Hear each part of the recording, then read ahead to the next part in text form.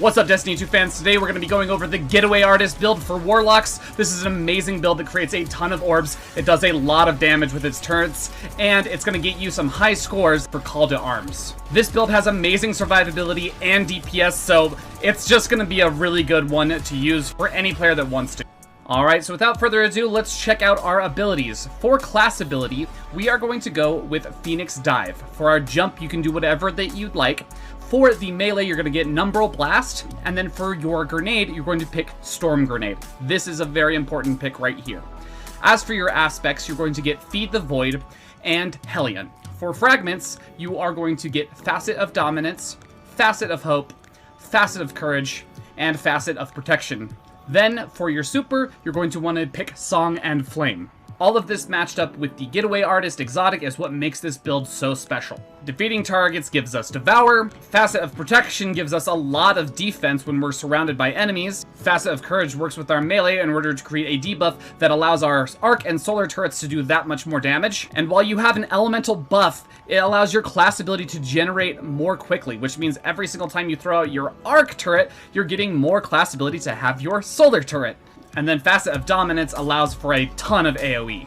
Basically, this creates an infinite loop of you being able to use your class ability and your grenade ability in order to summon your turrets. Then, once you have your turrets out, you pop your super and just go absolutely insane. Look at that amount of damage. Now, for your stat distribution, I would definitely recommend having the highest grenade stat that you possibly can.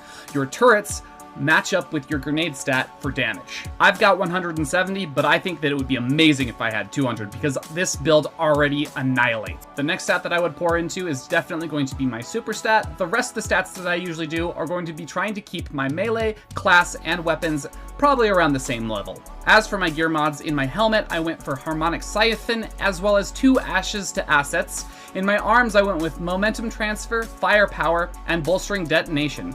In my chest, I went with my favorite resistances, as well as one of the Concussive Dampener. As for my legs, I've chosen Solar Weapon Surge, Recuperation, as well as Solar Holster, but that should match up with whatever weapons that you end up deciding to put in your build.